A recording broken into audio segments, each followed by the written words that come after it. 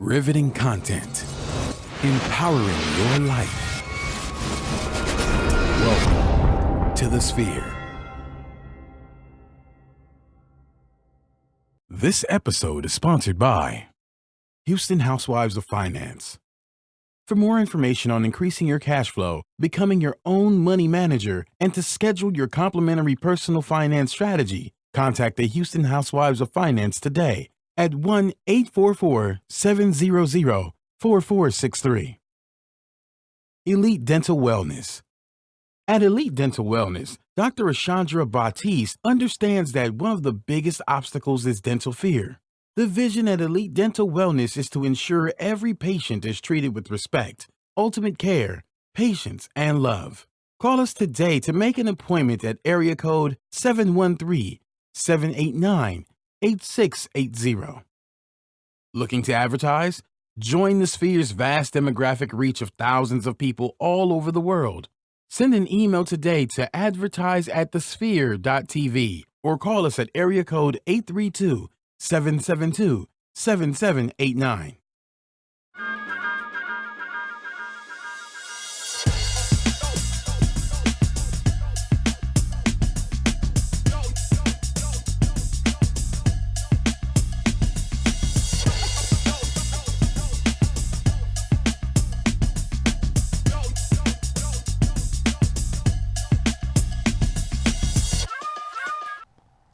Hello, everyone, and welcome to Society Now. We are super excited. You know, every week we come here with some amazing content, and especially with Harvey going on, we just have a whole new hope. But unfortunately, Kira is not here today, but she left us in good hands. So again, my name is Allison Bullock. You can follow me on Instagram at Miranda Inc. And I have the one and only Senior Wapo, Mr. Kalan Laws, here with us. Whoop, whoop. What's up? What's up? What's up? Thank you for having me. Glad to be here. Super excited about this. Listen, we're gonna have a good time. I have some gargantuan shoes to fill, but you really do. I think pretty large heels. We can try to make it work. But you don't wear heels, so I guess you just take shoes. Yeah, no, I'm not about the heel life. Yeah, you're definitely not about the heel life. These 13s ain't made for no heels. Jeez Louise. So welcome to all of our Facebook Live viewers. Of course, you know, we absolutely love you. Please do not forget to subscribe, review, share, and of course, donate. It's a huge thing that we really try to push. Don't forget to go to www.thesphere.tv/donate. This is some great ground to sow upon. So talking about sewing. Yeah. Really quickly. So we're going to circle back. A lot of people, I'm still getting emails and phone calls. Kalan, I'm sure you are too, about Hurricane Harvey. So we just wanted to give you guys just a kind of like a rough, like a recap of everything that's going on. Number one, what HISD is doing. And for those that don't know what HISD is Houston Independent School District. Shout out to Houston Independent School District because they are doing a lot for the community. They're giving not only out free thousands of uniforms, but they're providing 3 meals a day for students in the district. You know, I think one big thing that they did that was awesome is they opened up 9 feeding centers across the city. They did. Where they were providing lunch, breakfast, lunch, and dinner for anyone who came to these feeding centers, whether you were affected or not. That's good. And so this just is they're continuing the tradition of really serving the community fantastically by giving free and reduced lunch to everyone. And an inside source told me that they're probably going to do the same thing for faculty and staff as well. Wow! Because you know they had about the numbers aren't as clear as I would like them to be, but they had a significant portion of the employees were affected. You don't even we talked about this you don't even think about stuff like this, right? So now I know you've gotten a lot of phone calls with this, and I really kind of want to put a fork in here for a little bit. Yeah, let's do it. About where do you give? So I know on the last show we talked about, I know I was getting phone calls. My aunt that lives in California is like, hey, my church is really trying to send efforts to Houston, and we were going to send it to the Red Cross, but we were told not to. So Houston Councilman Martin tells Houstonians to avoid donating to the Red Cross. So I know, Kalan, this is really kind of like your area. You know a lot of the ins and outs of all of this. So what are your feedback on this? So technically speaking, there's really nothing wrong from a true standpoint with donating to the Red Cross, you just want to be informed as to where your dollar goes. Exactly. So the CEO of Red Cross was interviewed a few days ago, earlier last week, and said that that 91 cents for every dollar goes towards the victims. Yeah. Or those who may need it. And that's kind of some misleading nomenclature or some misleading verbiage, so to speak. So really what it is you want to make sure that when you're giving to an organization that your money is that most or all of your money is going to the programs, going to the offerings, going to whatever it is that services they're providing. So from a nonprofit standpoint, not to take too long, if you're giving money, or if they get a grant or a large sum of money, some sort of endowment, what happens is it goes. Every organization has a sort of an operating account, right? And so this operating account, what it does is that's the money that's supposed to that pays everybody, that keeps the organization afloat. Well, sometimes when you're working in a nonprofit and you have been in the government sector before, Allison, you know this, the money really ain't there. Exactly. It's not. And so these overhead costs, sometimes percentages or portions of what's being given goes to the program director or the vice president of this or the coordinator of this to implement the program. That's still going towards programs, right? Towards the program. Yeah. But it's not necessarily going towards the items that you want people to receive. So like that direct. Exactly. It's not necessarily going to direct implementation. Exactly. So you just want to ask your question. If I give $50, how much of this $50 is going to go towards what I'm giving towards? Huh. And if what I will say, if an organization cannot answer that, don't give to them. Please say that one more time. If an organization cannot answer that question, don't give it to them, because then there's some systemic and structural things that are not in place, that there might not be the best management of your funds. So I'm so glad you said that, because a lot of people, even that tune in, hey Clinton, that tune in, and Garland, how are you, are asking like how I want to give. I'm going to tell everyone, and Kalan and I, we talked about it offline, give to the communities that you know. Like, for instance, my aunt was like, hey, Allison, where do I need to give? And I was like, okay, look, there's some community efforts that I personally know.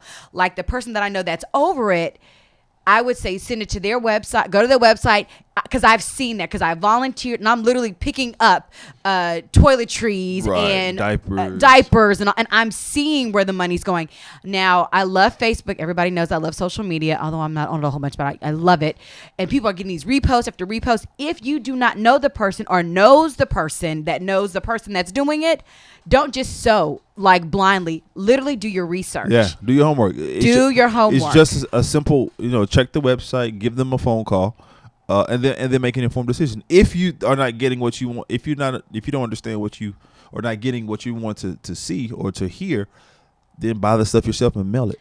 And this is so a lot of stuff has been brought about because of the hurricane. You don't even think about stuff like that. People are just like, I just want to send money because it seems easier. Right. But if you really think about it, if you know, like the last show, we gave tons of different churches and community organizations that were giving that still need toiletries, because guess what, guys? There are still homes in Houston that are still flooded. Like, that are still completely flooded. You guys, I'm we talking drove by about a school today that literally had about 8 or 9 pumping that are still pumping out water. And you guys, for HIC and a lot of schools, are supposed to open up tomorrow. So some people still don't have their homes to go to. They still need toiletries and basic items. You're brushing your teeth, but actually some people may not have a toothbrush or toothpaste. Or we talked about Port Arthur and Beaumont, how they just need water because all their water has to be treated. Right. So do your research, find out community organization, community leaders, and plant into the soil that you know is going to be really good. So now I love everything about the United States of America. I really, really do. And especially our president, Donald Trump. So a lot of former U.S. presidents joined forces for the Hurricane Harvey relief. So there's a picture that's about to come up that tells you about all the different presidents that came together except for one president. There's only one president. I can't that's alive. Put my finger on it. Who is it? Look. Let me take a look. There's a space for maybe one other person, but our current celebrity in chief. Our current celebrity in chief, right? Donald Trump. Yeah. So in the interest of journalistic integrity, okay, go with it. I'm maybe here he for wasn't available. Clearly, he has a lot to do. He's president. All right. So I'm really trying to be good, y'all. I have been doing real good. Kalan. So with that being said, there's a lot of people here on ground that's helping. Janet Jackson, Beyonce, Kevin Hart, just Pastor John Gray, Demi Lovato. Guys, people have really been giving. Now, I just want to touch bases on this because for those that are on social media, this 97.9, which is a local radio station here, posted a picture of Beyonce, who everyone knows. If you don't know, she's from Houston. Huge Houston advocate. She H-Town Down. It's in many of her songs and all that kind of stuff. But really kind of drug 97.9 because they were like, hey, look, there's more than just celebrities. There's other celebrities that are giving other than people that are really in the limelight all the time. And one of those people was Trey the Truth, which is a rapper here in Houston. And I'll be honest, until Kalan and I talked, he shed a lot of light, and I really want him to talk about it. A lot of other DJs were like, yeah, that's pretty wrong. Like, why wouldn't you even... This is the person that I called. When I immediately heard that stuff was hitting the ground, that people really needed stuff in Houston, I called Trey the Truth. That's who I called. That was the person that I called. So why not acknowledge him? So can you, because I know a lot of people had mixed feelings and mixed emotions about it. Right. So what's your feedback on that? So with Trey the Truth, the reason he was banned was due to some alleged. So he's a hip hop artist, right? Yeah. And hip hop is born out of the hood, born out of the ghetto, and a lot of the artists, as we know, come from that lifestyle, come from that that kind of reality. Yeah. And so it bleeds over oftentimes. And so something allegedly happened at a concert that he was a part of, and they said that he was the cause of the violence, and we'll keep it like that. Got it. And so because it was on this station's program and platform. Now, this station is part of a larger corporate conglomerate. I don't want to misspeak, but I believe it's Clear Channel radio. I think it's Clear Channel. But regardless, it's part of this larger conglomerate organization, and he's banned because of this over all their platforms, their radio stations. Yeah, he won't be played, and it's because of this alleged him involvement in this incident. Yeah. And since then it's been cleared. So it's been really cool to see him. You know, Trey the Truth. His name is really like fitting. He's the truth. Yeah. He's really the truth. Like he's been all over the area rescuing people himself. I've seen that. Hopping in his dually. Putting up his hitch in his trailer, buying and getting boats, and going out, and him and some of his guys from the neighborhood going out and rescuing some of our neighbors out here in Houston. So shout out to him, shout out to everybody. Seriously, that's been coming through. Beyonce was in Third Ward, she's over at Frenchie's Chicken, and of course, CUNY Homes, a true Houstonian. Yeah, TSU and Texas Southern University, and her mom was there. Janet Jackson went down to Georgia R. Brown. It was a lot, man. People really, really. And then you and I and my wife, we were able to volunteer the past 2 days over at building the bridge with Pastor John Gray. Great efforts. Great efforts. And the OWN network. So it's been really. People are really doing their thing out here. So just Kalan. So I want to show. We give a clap right here. One clap for it. There we go. We give one clap for all of it. Oh my gosh. So you were just so not in it. No, you need to. No. So with that being said, just shout out to everybody. Absolutely. We really, really excited about that. And so let's get down to this portion of the show is sponsored by the one and only Houston Housewives of Finance. Did you know that only 4 states in the United States offer financial education? 33% or more than 77 million of Americans don't pay their bills on time. 39% of Americans carry credit card debt from month to month, and 39% of adults say they do not have enough in their savings. Do not become one of these statistics. Let Houston Housewife of Finance advise you on increasing your cash flow and becoming your own money manager by scheduling a complimentary personal financial strategy. Contact Houston Housewives of Finance today at 1-844-700-4463 or email them at info@houstonhousewivesoffinance.com. Ask how you can participate in a complimentary financial literacy workshop near you. Houston Housewives of Finance are the new face of the new age of financial services. We love Houston Housewives of Finance. I literally said that in like one breath. Well, hey, I did. I ain't mad at you. So How was all the disaster? Yeah, Your beauty's still looking good. King, I appreciate you. You know, that's that Cantu oil, man. That's the Cantu pomade and that good pick, baby. Keeping that beard right. Hi, everybody. Thank you guys Priscilla for joining. Fu, what's going on? We thank you guys for tuning in. So with this, our 15-minute mark, so, we hate to say goodbye, so we're going to say see you next time. But if you have not by now, to say goodbye to Facebook. Okay, with that being said, for everybody's, thank you guys so much for tuning in. But look, you can be a part of this the Sphere family, and this is how you can actually subscribe to the Sphere via iTunes, Google Play, SoundCloud, or Stitcher. It's just not Society now. There's a plethora of other programs that are phenomenal. So please make sure that you get involved. Go ahead, because you guys, this is only like a taste of it. This is the appetizer of it all. We're not getting down to the meat of it all until a little bit later on in the show. We got some filet mignon coming up. You hear me? We do. So with that being said, with the filet mignon. Mignon. Not filet mignon, but filet mignon. Yeah. With that being said, you guys, thank you so much for tuning in. Hopefully, we will see you later. You guys, God bless. Have a great one. Mwah. So, Allison, there's been these lawsuits that are coming up. Yo. Over Hurricane Harvey. This is crazy. Yeah. So people are like really upset that the government, so to speak, intentionally flooded their homes. Yeah. Because that's what to oversimplify it, that's what happened, right? Yeah. And it's unfortunate because the way that things are set up in this city, so creeks run into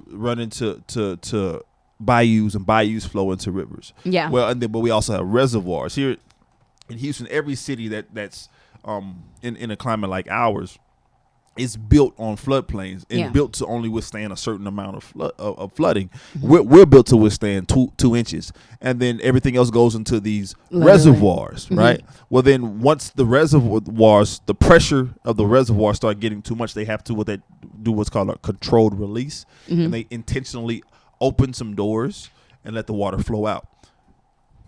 But it got to go somewhere, and it went to people's homes. A lot of people's homes and businesses. Yes. And so folks are really understandably upset that you intentionally flooded my crib. But the reason behind it is because so much pressure was behind the levees and behind the walls. If the levees and walls broke, like a Katrina situation, like what happened in Katrina, mm-hmm. then houses would be flattened, not just flooded, but they would be flattened. You see what I'm saying? They would be knocked over, Jesus. And so there would be no repairing. There would be a whole, building. Like you would have to build a ground from scratch, like from ground zero, literally. Thousands and thousands of homes. So the lesser of two evils, so to speak, to save your home was to intentionally flood it. But a lot of folks are still pissed off, which I get it. Do you think that they have a chance? Because that's not the only ones that were affected. There were other mm-hmm. That were released. Yeah. And now, granted, I think they have over Addicts Barker. They've been the most vocal. Yeah, absolutely. Out of everyone. Well, because they hit the west side of Houston, and the west side of Houston pretty hard. Was parts of it still underwater.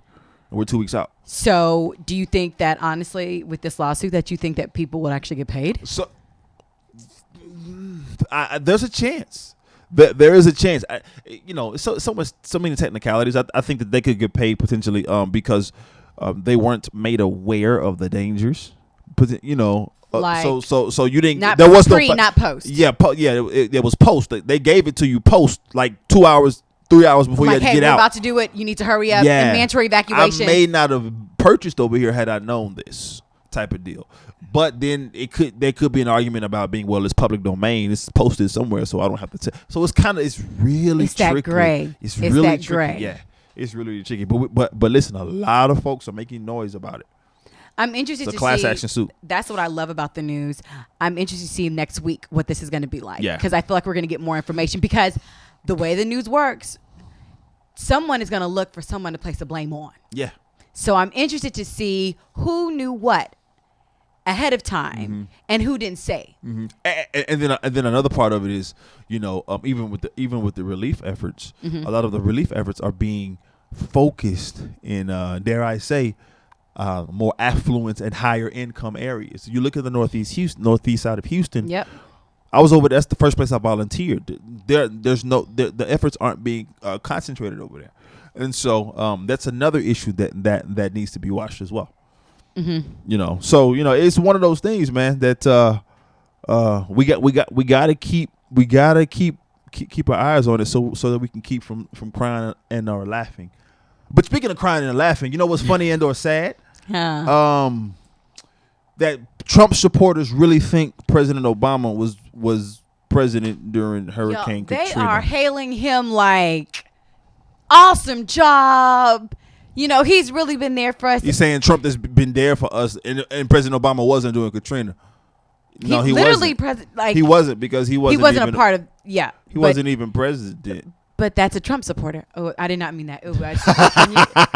Can you like? No, I'm looking. Can you? No. I said that it's out okay. of complete love. And like truth. that wasn't love. That came out of love. That what's coming out now is lies. Okay, that was just the came truth. out. But it's serious though. Some people are blinded so many times about their own. Just they can't see past their own mess or their own crap or their own out of their own head. That they don't even look at the facts, right? And so people are like really saying, well, at least he didn't respond like President Obama.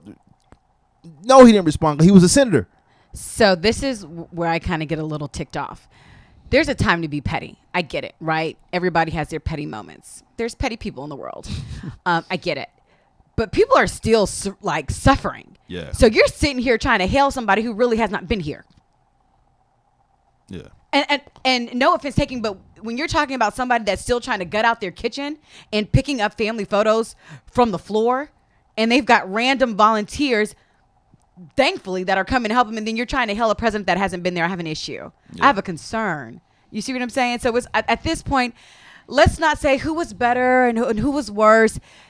Go ahead and help and donate. How you can. Let's not play those little games right at this point. Yeah. This out of all times in the season, this is really not the time, because this is just not only Texas. Now you have Florida, and that in itself is something I don't even want to. I mean, you guys, Florida. We have the Caribbean, and even Atlanta. Didn't Atlanta? I saw flooding in Atlanta. Yeah, flooding happened in Atlanta, southwest Louisiana, Lake Charles area. All of the United States of America has not seen anything like this back to back to back. So when you talk about how good a president is, just be really careful, because there's still people that are very sensitive because they're still repairing their homes.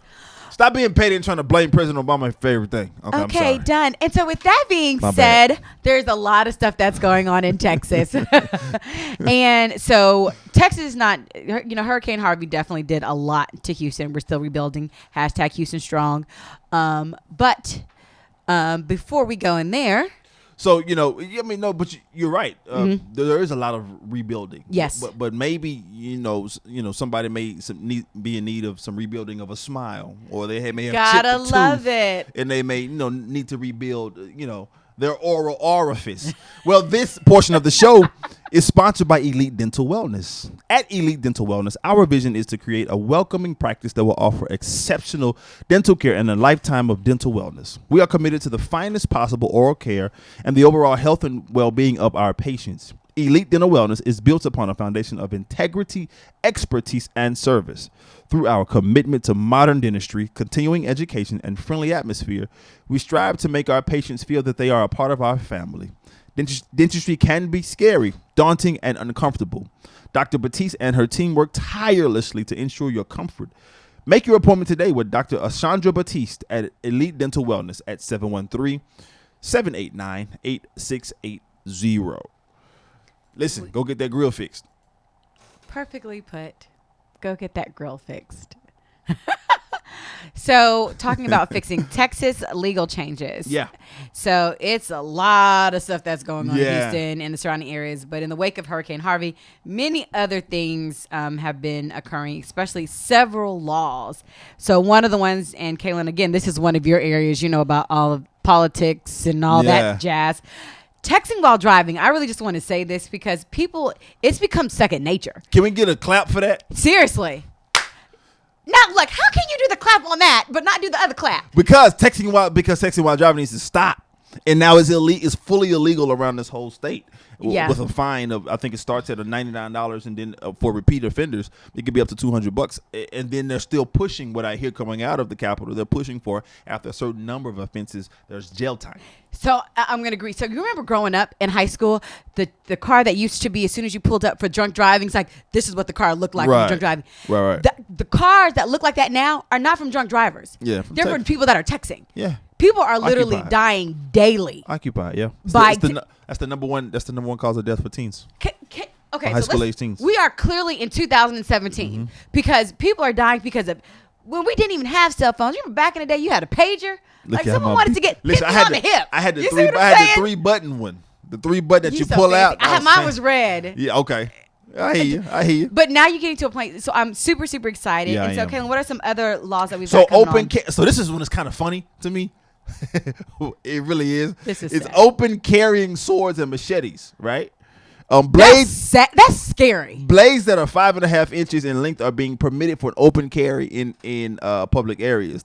The law, though, prohibits swords and machetes in most bars, schools, colleges, sporting events, polling places, race parks, correctional facilities, hospitals, amusement And parks. colleges. I'm so excited. Because before, they didn't mention colleges with open carrying and all that kind of stuff. Well, I mean, you can still carry a gun, though.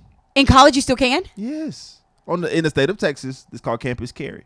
You can still carry a gun if you're licensed. If you're licensed, you can carry a gun in most places. You can't carry a gun like the science building where chemistry said so. You can't take them to games. But So if I'm going to English, you can carry a pistol in English in the state of Texas on state campuses. Yeah. And on state, so at a private school, no, but on state campuses, because the argument is it's part of the state, this part of the government's land, and on the government's land, which the street is the government's land, right? Which a park is the government's land. You so can that carry all there. Second Amendment applies. So, but now they're saying that the right to bear arms is expanded to blades, machetes and swords. Who walks around with a sword? Well, anyway, but they got to put it in there. But blades that are 5.5 inches long, up to 5.5 inches long, are permissible now. It's pretty cool. For those, your old uncle that used to have that pocket knife on his hip. Yes. Or your pops. My daddy. Shout out Albert Gidry. My daddy. It's okay now, bro. You're good. And he has a gun too. Seriously, y'all. So, but there's also another thing that happened is amnesty for sexual assault witnesses. Yeah. Now, this is a serious one, right? Yeah, it's very. Strengthening the fight against on-campus racism. Lawmakers passed a law granting amnesty to students who witness or report a sexual assault while also engaged in other illegal activity like public intoxication. That's huge. Yeah, so that's huge. There's been a lot of talk nationally about what happens on college campuses as it relates to sexual assaults. The sexual assaults. We've seen people get off. We've seen people not get off. And so with the legislature here in the state of Texas is really trying to do what they can to get their head wrapped around this thing. And so they're making it. People didn't want to report it. Yeah. Right, because they may have been drunk, and PI, public intoxication, is not legal here in the state of Texas. But they're saying that, listen, please report it. Like, even if you report it, and you won't be arrested, or you won't be get in trouble with the law because you are intoxicated. So they're trying to make it easier to report this. So this is what I like, is giving amnesty, right? Yeah. For the witnesses. And it's trying to say, listen, you're not going to get in trouble. I know you were drunk, and I know you may have saw it go on, but now that you reported it, don't worry about it. We got you. You're going to get amnesty. You're not going to get prosecuted. what happened. And that's really good because I know that I'm sure there's been people that's been like, I saw the whole thing, but I was drunk. But I remember that. Exactly. I sobered up for that moment. Exactly. And I've known people that have been toasted, right? Yeah, Wasted. right. And they've been like, yo, but I remember this. And I'm like, okay, I was there and I remember that happened. So I'm so happy that they passed that law. And you guys, please spread the word. Please spread the word because people need to know these things. Because you guys never know. We could save a life. Because, stuff like this, rape, for people that have... On college campuses, it's so underreported. It's so and people underreported. Get off, and this is what happened. Then you have the victim that's still like, the person who abused me is still out there, and some of them go in depression, some of them commit suicide, and it can end up becoming very deathly. So just please spread the word. Please spread the word. If you see something, say something. That's the number one rule. If you see something, say something. That sounds like a song. Because you can save a life. Another thing that's pretty cool, and I think this is so overdue. Like, I really think this is so overdue, is the anonymity of lotto winners, right? So there's an added safeguard for new millionaires. These people that won a lottery. Hopefully one day I can be one of them. Ditto. A new law is allowing lotto winners of at least $1 million the option to conceal their identities to media outlets. I think that's awesome. Like, it should have been done. I honestly thought that was already done. I don't know why. Well, again, the reason behind, because these are state-funded dollars, so you're getting a state check or state payment. Jeez Louise. And state payments, payroll and otherwise, can be traced or can be public domain. So, but you can make the payment public domain, but you can just say John Q. such and such. Like, don't put my name out there because I become it's a safety. You become issue. a target. Yeah, like the sister that just won the $665 gazillion from the lotto. The whole gazillion. Yeah, the whole gazillion. The whole gazillion. Yeah, 750 whatever it was $1 million. They published. Do you think she's not going to be a target? She just won. She grossed almost $1 billion. Meanwhile. Right. Meanwhile, me and these student loans. Also, there's another thing that's pretty cool is it's cheaper to legally carry a gun.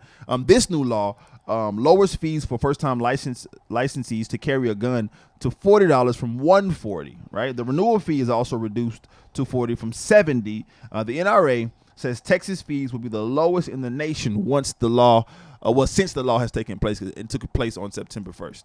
So, listen, we already in Texas and everybody got a gun. Everybody. Now it's easier to get a gun.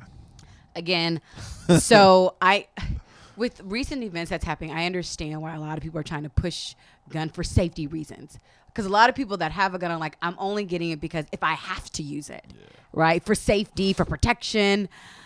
But the easier that you make it to get, I don't know. Now, I grew up in a, gun carrying home. Like my dad, since I remember as a kid, a little girl going to two types of shows: car shows with my daddy and gun shows with my daddy. Those are two shows that we went to almost every single year. And my dad, had a license when I was younger. But it was never something that was showboat. It was almost kind of like, hey, these are where the guns are. Right. Don't touch them. This is if something happens, bang, you grab this gun or that gun type of thing. Now, I won't touch a gun. Yeah. I will not touch one. So I'm conflicted on the whole gun talk because I believe in the right to bear arms. I'm not a native Texan, but I've been here since I was 2 years old, so I might as well be a native Texan. And data shows that gun violence does not come from gun owners, legal gun owners. Of course. It comes from the violence comes for those that are not licensed to carry. Yeah, licensed to carry. The majority. Now, one of the safeguards for the license to carry was the amount that it cost.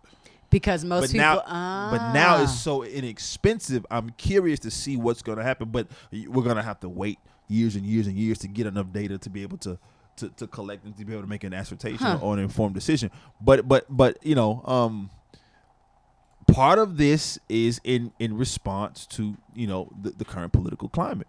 It is what it is. So it's going to be interesting to watch here in Texas, man. We already got guns anyway, so now it's going to be easier to get them legally. In terms from a fee standpoint, you still got to pass the background check and have your shooting hours and all of that kind of deal. Take your test, but we got to pay attention to it. I think it's something to watch. So another thing to watch, I agree. At Grand Canyon University, theology teacher, a professor, has been suspended after suggesting that members of the Black Lives Matter movement should be hung. So, it's the gentleman's name. It's Dr. Toby. I'm going to repeat that name, Dr. Toby Jenkins. Man, he got a. I'm sorry. So I'm going to break it down. you guys, me, I repeat myself. Just give me one more time. I'm just going to, just give me 1 second. So a professor has been suspended after suggesting that the members of the Black Lives Matter movement should be hung. The professor's name is Dr. Toby Jenkins. At a conference he spoke at in last September, he was asked his opinion on the Black Lives Matter, and he pretty much says.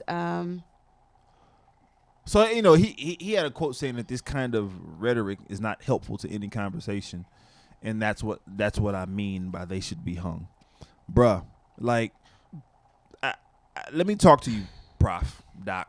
Okay, colleague to colleague. Dr. Toby. Dr. Jenkins. Toby. Dr. Toby. Your name is Dr. Toby. So, I mean, okay, now listen. Everyone has their right to an opinion. Everyone has their right to say their piece. But I think that it's in this day and age where everything can be cemented and documented via the great equalizer, a.k.a. the internet. Yeah. Got to be careful. Man. And saying something like Black Lives Matter members should be hung, you don't have to agree with them. But the imagery that you conjure sociologically, right, when you say hanging people, it's just something that's not cool, especially from a black man, especially when we're seeing the racial divide, this chasm become more and more gargantuan as the days progress. I just think it was dumb to say. It was not wise. I'm sure he probably went back and said, "Yeah, I probably should have said it like that." I don't think he did. I think that if you woke up and your name is Dr. Toby Jenkins, I mean that was your name, like Dr. Toby Jenkins, and the fact that you just came out of your mouth, and you have people on the opposite extreme that frankly should be hung. Yeah. Like, there are some things that you say, like. Some people say potato instead of potato, whatever the case may be. You know what I mean? That's a slip up. You know what I mean? That right there is something that I think he calculated because, number one, he was going to a conference. And he was asked his opinion. And he's a doc, right? Yeah. Now, I'm not saying that he's perfect. And I agree with you that people have their own opinions. But I'm saying in the current climate that we live in. Agreed.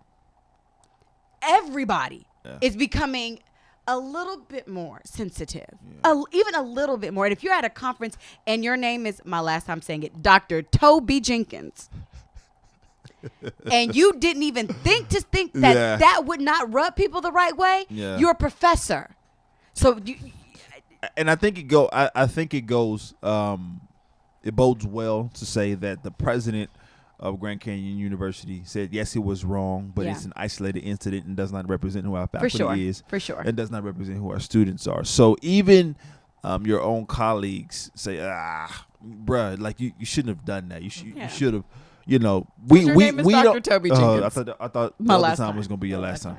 So again, GCU, they apologized to BLM. Very good. And privately met with the group over the incident. I think it's just, they just wanted to know that they didn't sanction that incident, nor did they sponsor. Nor were they sponsors of certain type of that kind of language and thought process. And speaking of sponsoring, this portion of the show is sponsored by The Sphere. Whoop, whoop. Are you starting your business and looking for a place to advertise? Do you have a need to reach out to thousands of people across the world to build your brand or sell your product? If so, get your product placement and advertising needs handled right here at The Sphere. We offer a wide variety of content delivery platforms, including iTunes, Google Play, SoundCloud, YouTube, and Stitcher. Plus, we have a vast demographic reach within the United States as well as modern countries across the globe. Our enriched content and inspiring dialogue, coupled with your strategic ad, is surely to hit the mark every time. Call us today at area code 832-772-7789 or send an email over to advertise@thesphere.tv. Listen, we can get your stuff out now. We can get these people to see what you got going on. Go and call us. I'm saying real country like that. Homie. Man, I Don't was about call to say us. go on calls, but I can't say anything because my country can slip in at any moment. So I hate to just kind of beat a dead horse with this. So there's a lot of stuff that's going on, and Georgia's House of Representatives warns black attorney that she may go missing if she tries to remove Confederate monument. Okay, so first I'm going to say this. Here at the Sphere, especially here at Society Now, we love everyone. So our job is to tell news globally in truth. And we also give our own opinions. But we love everyone. But the one thing that we do not condone on any level is threats, especially over a statue. This is not a person's life. This is a statue. A statue that represents not the most positive, well, for some, not the most positive light. So I saw the pause, Kalan, before you spoke. I am really wanting to know your feedback on this. Okay, so I want to talk to Georgia State Rep Jason Spencer. Go directly to him. That's who said that. How dare you threaten someone's life and you're supposed to represent the United States of America, or you're supposed to represent that's good. Georgia. Now, he tried to backtrack and say, well, he was trying to insinuate that's what the people who support this movement and this this kind of pro-Confederate movement, these white nationalists, that's what they would do. Regardless, and we know that sentiment is true. They probably, a lot of them would do that. We saw what happened in Charlottesville. Yeah. We've seen what's happened throughout this country, the history of this country. But how dare you fix your lips to say something, to threaten someone? Now, the attorney says she knows the state representative, which is an interesting turn. And she said that she didn't take it like the public is taking it because she knows him and knows his heart. She kind of has prior knowledge of who he is, right? I remember this story vividly. Yeah. But again, you have to, when you're holding a public office, when there's a responsibility to really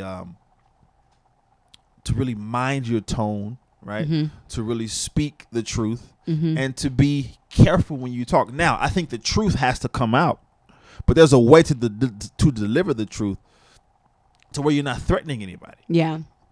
You're in the deep South, in Georgia.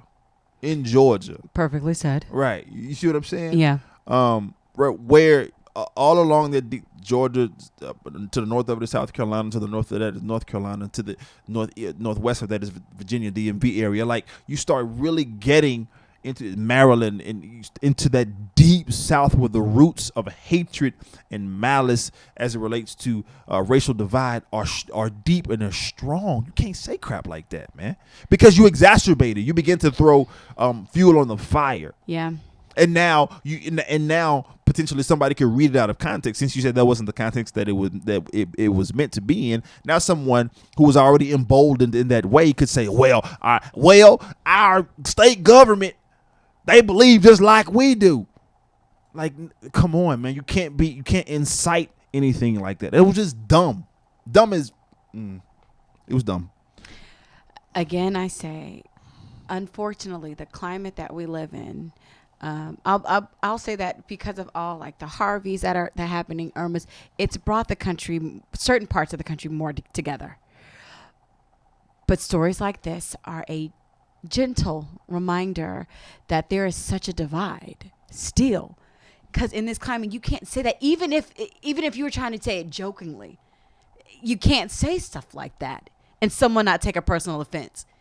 And it's not like, and it's not just personally offensive, it's culturally offensive. Yeah, I agree.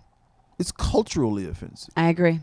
And he went on to say, well, this is part of Georgia's history. It is a part of Georgia's history, but it doesn't need to be glorified. Put it in a museum where it could be given the historical context that it deserves. Yeah. And so that it can be extrapolated and isolated, so folks won't use this as a beckon call for violence and to do dumb stuff. Yeah.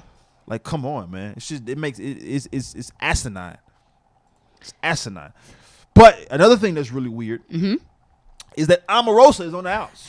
Now that to me is, I know that was his That was his thing. That was his homie. his ride or die. You know what I mean? Homie. Yeah. Miss Manigault, she has been the communication director, and so now that there's a new chief of staff in the current administration, John Kelly, he's trying to he's pretty much putting blockades about what her access. There's kind of been an open door policy, so to speak, where everybody can come in and get the president's ear, and kind of get in our celebrity in chief's face, But he's pushing that pause button for Omarosa, and it's become, from according to this article, quite tumultuous. I think it's funny though.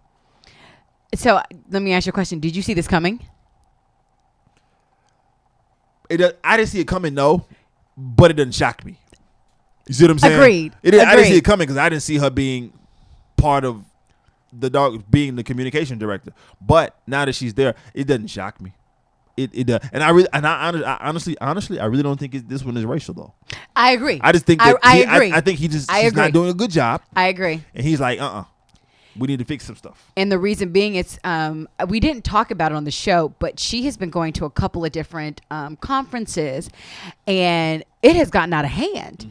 Anytime someone discusses Trump or President Trump, I mean, it turns for the worst. And as the person that's over communications, that's not something you can't be bad at, you know? No, you got you have to be solid. You got to be tight. You know what I mean? And so it doesn't surprise me. So I agree with you. I don't think it's a racial thing. In this particular situation, I don't think that it's racial either. She's not really I just doing don't think even when she got hired, a lot of people question, is she the person for the job? No, I don't. So, I mean, but no, the answer to that is no. Like, why are we questioning that? He's hiring people based upon alliances that he's had in the past or who can make him or who have made him some money. Like, let's just keep it 100. She made him some money. A lot of money, actually. You understand what I'm saying? A lot of money. She made him some money on The Apprentice. He made her some money. He made her relevant. You know what I'm saying? But I'm like, fam, like, stop. We have to stop asking that question. Those who are not Trump supporters, I'm not one. Let me be the first to say I'm not one. We have to say that we have to stop asking, was this person the right? No, man. Anyway, so with that being said, and I should have talked to this brother that we're going to talk about right now. So Steve Harvey. So first and foremost, everybody that I know loves Steve Harvey, and Steve Harvey has been on the winning team. Yeah, this has been a winning season for Steve Harvey. Indeed. He has been everywhere. From different shows. I mean, after the whole incident that happened with the Miss America pageant, everyone's like, oh my gosh, it's going to ruin his career. Actually, on the opposite. I mean, his career and his stock went up. So shout outs to Steve Harvey. But one of the things that he says is that he regrets meeting with Donald Trump, President Donald Trump, because, and he said, I should have listened to my wife. Pretty much, he said he didn't see it coming that he was being called an Uncle Tom, a coon, a sellout, because he just went to see this man. He said, which only happens because a business partner got a call from the Obama transition team, who said that Trump's transition team wanted to set up a meeting. So literally it was like his people, like not even his people, like President Obama, former President Obama's people and Trump's people contacted them and were like, okay, he needs to come. And so now he's like, he was talking to his wife, and his wife was like, no, I think you really need to skip this. It's your 60th birthday. We already have plans. We're going to go on a boat. Like, you can just skip this meeting. And he said, I regret it. Yeah. I regret it. Hindsight is 2020. I just want to know. So, again, there's two sides to this coin. Like, I get that you want to reach across the aisle and have a conversation. And maybe you could put something in someone's ear for them to think about a certain community or but and Steve Harvey, a lot of people were trying to, lambast Steve Harvey, saying that he's not the person that you need to call. You need to call some kind of activist or something that, but Steve Harvey does a lot for Chicago. You know what I'm saying? There's a lot in Ohio. There's a lot across this country for inner city communities and for black and brown communities. But again, I think that I just don't understand how he didn't see this as a photo op. given that he was reaching out to all nothing but celebrities. It'd be different if he reached out to a couple of celebs who do a bunch of dope stuff, and then he got to I'm gonna say his name. A lot of people don't like him, but to an Al Sharpton who's like a celebrity but not really. Yeah. Because he became celebrity because of his activism work. Yeah. He became well known. You see what I'm saying? Yeah. So it'd be different if he reached out to someone who's about that life, or if he reached out to BLM, Yeah. or if he reached out to the LBGT community, some of their leaders. Then okay, cool. You're trying to be bipartisan, or you're trying to reach across the aisle. But I just don't understand how Steve didn't see. Like, it confuses me how he didn't see that. And then, bro, your wife told you, man. Like, I've been married long enough to know that. Listen, she got a little insight. Sometimes she just knows you. You know what I'm saying? She's the one that got you out them country suits. So obviously she got some wisdom. Oh, of course. Senior Waffle for Genius for Gentlemen had to go ahead and put that hashtag, slide that in. Now, so I'll say this. So I think this is it really talks about, number one, how people perceive President Donald Trump, and anybody who is taking a photo op, anybody that's even connected with him or even perceived to be connected with him. The article talks about, so, you know, pretty much what did you guys talk about? He's like, man, we spoke about golf for about 20 minutes. And he even admitted that he didn't vote for him. He actually campaigned for Hillary Clinton. And then it was asked, hey, so had you kept in touch with Trump? And guess what the response was? No, not since I've talked to him. So it was a 20-minute meeting about golf. How about your handicap? And he literally was called a coon and Uncle Tom just for meeting with the man. And it's, again, I mean, I hate to say it, but it's the truth, because President Donald Trump has not been one that has been praised for bringing unity, bringing peace, bringing justice. It's that whole making America great again, which has brought a lot more division. Yeah. To the point where celebrities that are of a different ethnic background have to second guess, do I even want to be seen with this man? Because my community may view that I'm a sellout or a just to be seen with him. That speaks volumes. Listen, a picture's worth 1,000 words. Perception is not intense of reality. It's what you perceive. Jeez Louise. It's what you perceive. You know, so it's one of those things, man. That we got to keep. We just got to learn from this. We just got to learn from this. Another thing we need to learn is we need to learn about this dude named Curtis Jackson. Man, let me tell you. 50 Cent. He's upset, man. He's really upset with Starz Network. He wants everybody that subscribes to Starz Network to cancel their subscription after the finale. The finale of Power. Because he says that that they didn't give him enough episodes. Listen, I'm a Power fan. Oh man, the show is amazing. Look here, it is amazing. Mm-hmm. And so I do want more episodes. But do you think it's right, Allison, for him to call on the fans to cancel their subscription? So this is interesting, because I'm like, what's the bigger picture? I mean, the bigger picture is he want more bread. So I'll be honest. 50 cents, right? Cent. No, it's cents. No, it's not. It's 50 cent. 50 cent. Mm-hmm. So, Mr. 50 Cent. It's hard for you to say right now. Yeah. But Mr. 50 Cent. I think he's so, every time I see him, I think he's so arrogant. I do. Now, I don't know the man personally. He seems to come across very arrogant, very pompous, very like, it's me. But now, I don't know all the logistics of how much Power has brought to Star. Mm-hmm. But, and this is the thing, I think that because he made the statement, I actually think that people actually do it. Now, do I think it's right? That's hard, Kalan, because, it's a power play. It really is. Because if all of those people that watch Power, and solely because I know a lot of people who just got Stars just to watch Power, nothing else. So honestly, even if he didn't say it, if they're no longer doing Power, they're going to cancel a subscription anyway. Listen, and he has leverage, right? Very much so. Because it's the most viewed original series on Stars. Yeah.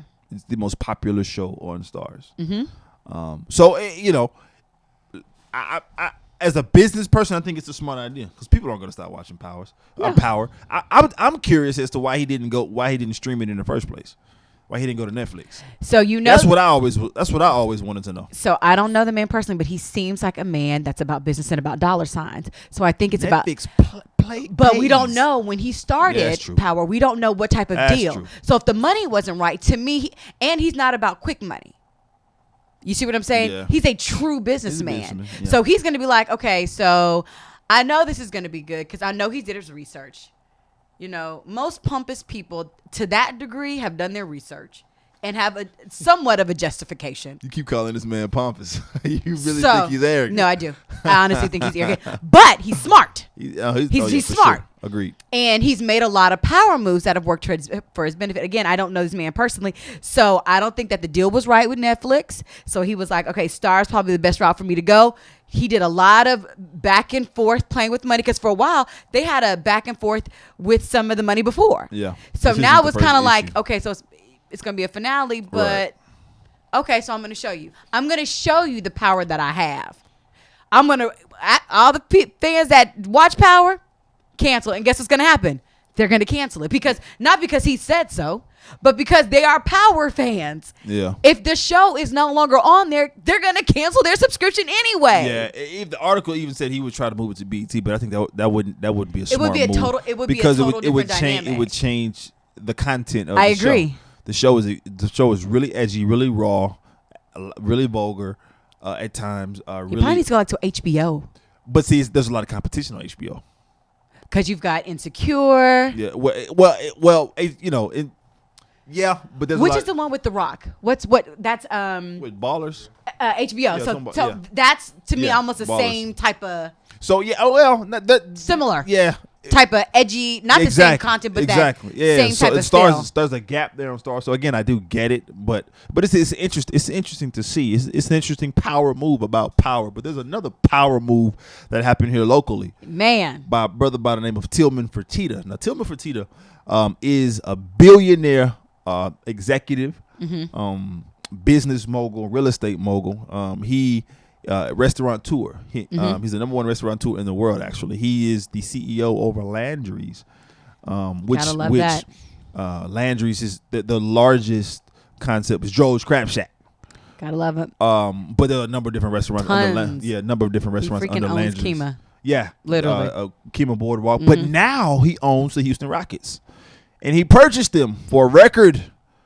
Let me get it right. $2.2 billion. I got that. Let me just check my savings. That was the my deep savings. Right. That was the largest purchase for a sports team in the history of professional sports. $2.2 billion.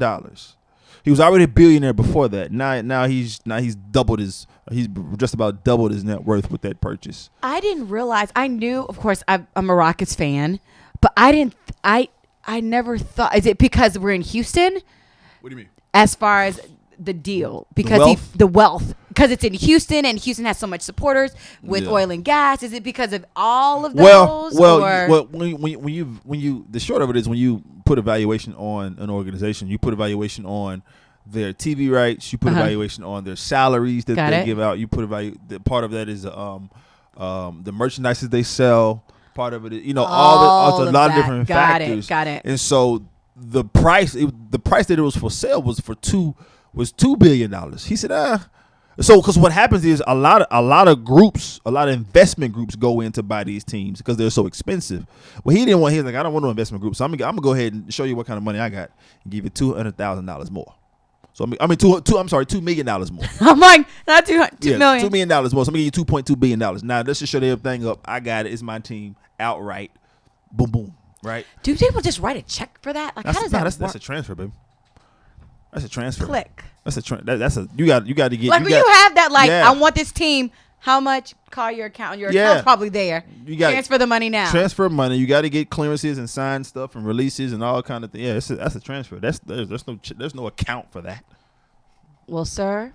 Tillman Fertitta. Can we give a clap for $2.2 billion? that have it. That click anointing Shoot. right there. Come on, man. So as we wind down, Napa Valley's first owned black-owned winery is the most stylish winery. Shout outs to Brown Estate is the second-generation winery by the three siblings, Dean Cora. I'm saying her name right. Is it Deneen? Deneen is. That's how I read it. Coral and David Brown. So it was a financial investment made by their parents in 1980. But you guys, it's super nice. Listen, and I tell you the two things stuck out to me with this article. I know we're wrapping up. Number one, black-owned winery. Yep. I mean, the two together. You're right. The best pairing. Absolutely. Black and wine. You hear me? But secondarily, as a parent, I see things a lot different. As a new parent, I see things a lot different now. This was an investment made by their parents 1980. 27 years ago. Jeez. I mean, 37 years ago. I'm sorry. And so it just goes to show you that if you think longitudinally for the people that come behind you, you can really leave a lasting effect and lasting legacy. And I really took that from the article. But listen, it's a gorgeous winery. Gotta really take the nice. wife out there real soon. I will definitely fit into the luggage. I will fold myself up into the luggage, and man. I will be there. So, Senor Wapo, Mr. Kalan Laws, we definitely appreciate you for being here. Shout out. You did an amazing job. Thank you so much. Of course, you guys, this is our farewell, but we'll see you next Monday because remember, we are on Mondays for the next couple of weeks. We love you so much. Again, my name is Allison Bullock. You can follow me on Instagram at Miranda Inc. I'm Kalan Laws. You can follow me at Senor Wapo 713 on all social media outlets, and also tune in every Wednesday, 5:30 to 6:30 to G is for Gentlemen, where we talk all things style and culture for the black man. Sounds great, you guys. We love you. Have an awesome night and take care. Good night.